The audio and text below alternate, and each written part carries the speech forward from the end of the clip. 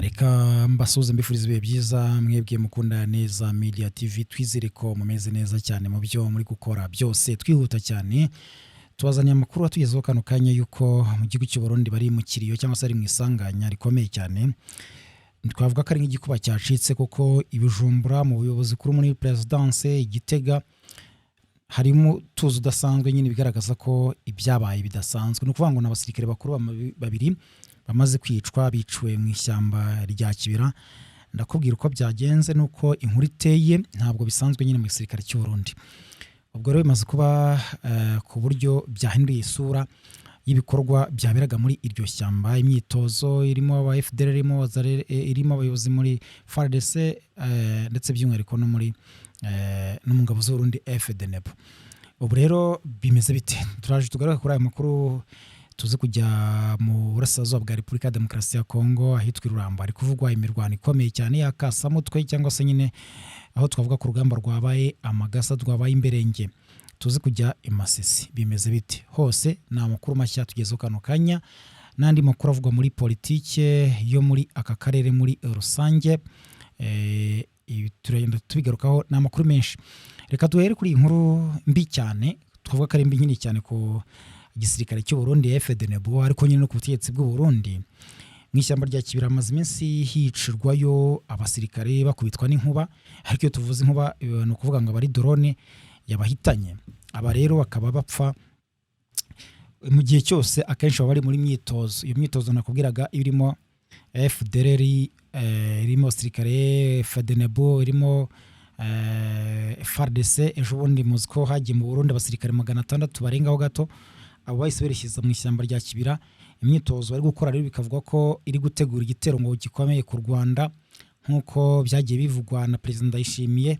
Ndetse ejo bundi witwa Trans Nahiraje akaba ambassadeur y'u Burundi mu Bubiligi yabyivugiye kuri YouTube channel mwabisangaho rwose ntago ari ibihuha, avuga ko watera u Rwanda nta gitangaza cyaba kirimo. Byose bikaba biri muri uwo mugambi. Rero mu gihe bari muri bikorwa muri training cyangwa se imyitozo bagenda bakubitwa n'inkuba kuko mu byumweru bibiri bishize inkuba imaze kubita inshuro zigera muri 2 zose kandi abapfa ntago bari munsi ya 40 mu gitero kimwe cya drone. Bivuze ko rero riba risanganya rikomeye cyane. Rero byaje kuba bibi cyane uyu munsi ubwo amakuru amaze kutugeraho ndetse natangajwe ni radio mu Burundi yitwa Isanganiro ivuga ko hapfuye majoro, ni majoro witwa Ngendahimana yishwe, hapfa kapitene Ndikubwayo yishwe, hapfa barinzi babo ndetse hapfa n'abacanshuro cyangwa se abasirikare b'abazungu babiri bivuga ko ari ababirigi baje mu gufasha muri iyo myitozo kugira ngo atoze izo ngabo zose muri izo gahunda no muri iyo migambi harimo kurwanya M23 ariko cyane no kurwanya u Rwanda. Rero baje gutungurwa n'iyo nkuba cyangwa se drone mu ijoro rya Kera bahitana ku buryo hari kubarurwa ko abapfuye bagera muri 17 bose. Ntacyo Uburundi buratangaza kubigendanye n'urupfu cyangwa se n'izimpfu ndetse nta n'ikiratangazwa nta urigamba iki gitero ndetse n'ibitero byose maze igihe bigabwa muri iryo shyamba rya Kibira rinafatanye n'irya Nyungwe ry'u Rwanda ntabwo haraboneka uwigamba ibyo bitero. Ariko nyine usanga Abarundi bakomeza kugenda bavuga bati ngo yaba ari ingabo z'u Rwanda ngo abari M23 ngo Red Tabara gutyo nyine gukekeranya ariko nta gihamya n'imwe yabyo ihari, biri mu magambo gusa. Rero ngo ibi byatumye hacika igikuba, imyitozo yahagaze nk'iryo shyamba muri ibyo by'ikiriyo cyo gushyingura n'ibiki byose no gutwara imirambo ndetse ibujumbura na Gitega abantu ntabwo mu nzego z'ubuyobozi ariko imikorere iri kugenda neza. Ubwo niyo makuru kuvugwa. Ubwo reka duhita tunikomereza tudatinze cyane tujye rwose mu bice bya za Masisi tuhere mbere ko tujya mu Masisi reka duhere mu majyepfo. Muri Kivu amajyepfo ibitero biri kugabwa za Minembwe by'amadrone birakomeje byo ku ruhande rwa FARDC, ariko abarundi Wazalendo FARDC FDLR bari guhura n'icyo twita isanganya. Muzika ejo bundi M23 afashe igice cyitwa Mikenke yamaze kuhafata, bari baje kwigabaho yabanje kuhafata ariko iza kuyikura.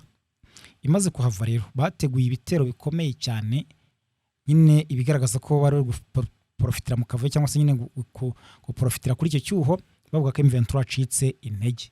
Batangira kwigabaho ibitero rwose za Bidegu kuri muri mu ishyamba kwa Murima kuri Mukoko, aho hose bagenda bahagaba ibitero.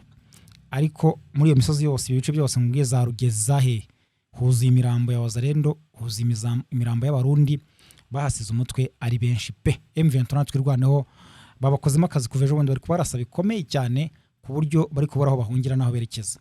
Ariko bagize gutya mu ijoro rya kera mu gitondo bagaba ibitero ahantu hitwa Irurambo, ariko naho M23 yabarashe bikomeye cyane, ariko ntabwo turabona amatoka cyangwa se nyine ibyavuye muri iyo mirwano ikomeye, kuko imirwano yo iracyakomeje nk'uko amakuru tugera bivuga no muri aya masaha. Icyakora cy'abaturage bari mu kikango gikomeye cyane, ariko ate naho gusa Rurambo naho nkubwiye za Bidego za Rugezi za Karingi za Gakenke za hose hari kuvugwa ko ahitwa kuri Sinai hose abaturage bari mu kikango, ku buryo ubona ko biteguye kuba banahunga bibaye ngombwa, kubera ko nyine bari kubona ko ashobora kongera kubura imirwano kandi ihambaye. Imasisi Kazinga hagabwa ibitero bikomeye. Kawere hari imirwano hose bari kugenda barasana na 23 abo muri coalition ya FARDC zangabo zose ko zakabaye.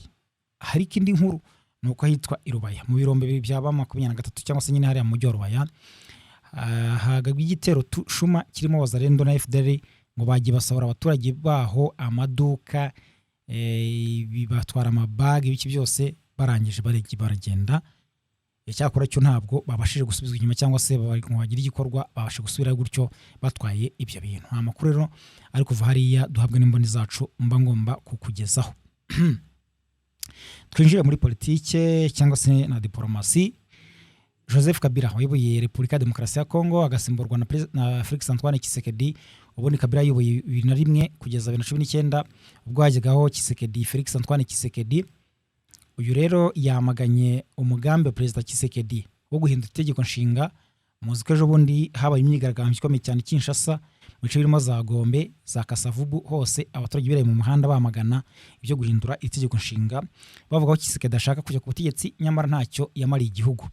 Uyu rero Kabila arashinja Tshisekedi, arashinja ubutegetsi bwe ubwibone no kurangwa n'ibikorwa byambura abanyekongo ubwisanzure.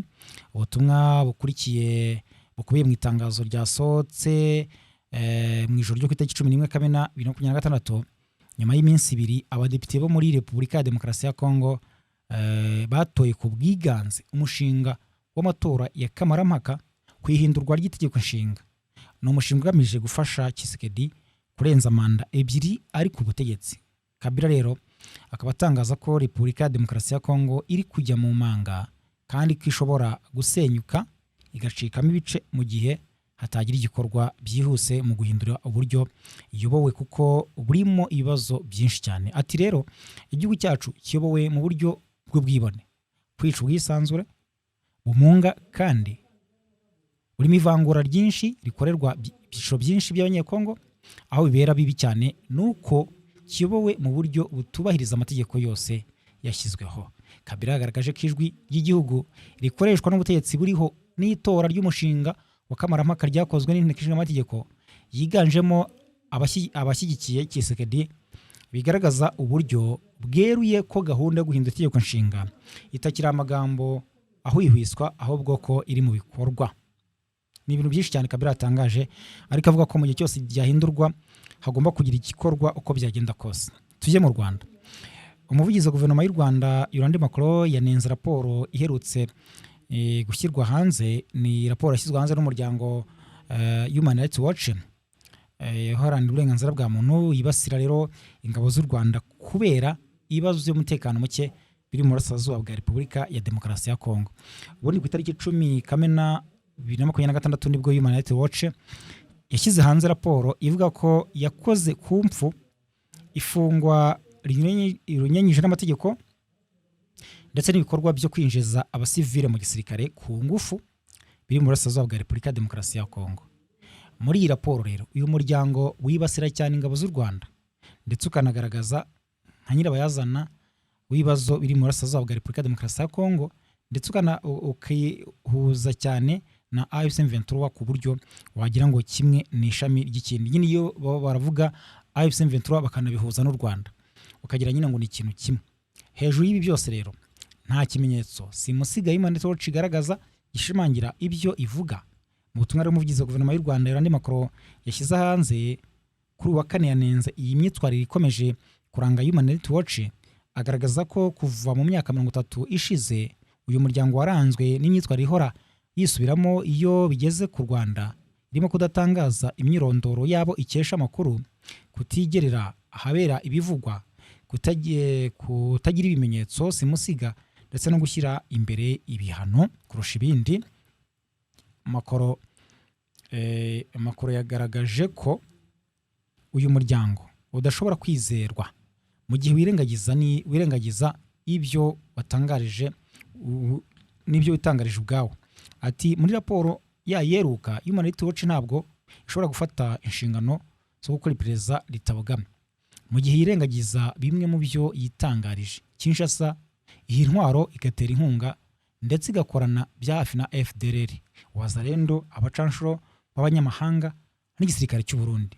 Byose bifatwa nk'ingabo cyangwa imitwe yitwaje intwaro izingiyeho intambara n'akaga ku kiremwamuntu mu burasirazuba bwa Repubulika ya Demokarasi ya Kongo.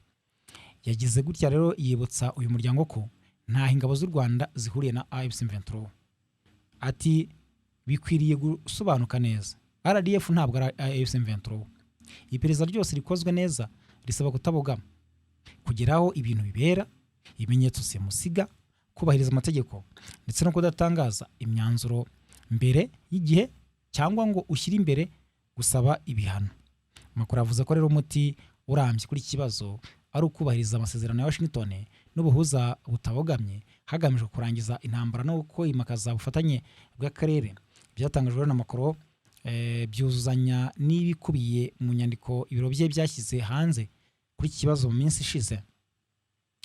Nuko nguko rero ibintu bimeze, nabwo n'ubutumwa burebure cyane Yorandi Makuru yatanze, akaba ari umuvugizi wa guverinoma y'u Rwanda, avuga ko rwose u Rwanda rudakwiye kuba ruhuzwa na AFC M23 nk'uko abategetsi bw'Kinshasa bikora, hanyuma n'imiryango nayo ikakomeza kugenda nyine ibitangaza gutyo, kuko na AFC M23 nayo iretse gutangaza ko kubagama Human Rights Watch yagaragaje muri raporo yayo gutuma uyu muryango utakarizwa icyizere mu buryo bukomeye, bituma ibyo gutangaza ibyayo cyangwa se raporo yayo nyine bidahabwa agaciro. Ayo ngo kureka aya makuru nyasoreza, mbashimire cyane mwebwe mukunda Neza Media TV. Basaba rwose gukora subscribe, ukanda like, ukanda share kugira ngo amakuru yacu akomeze kugenda bageraho 5 kuri 5.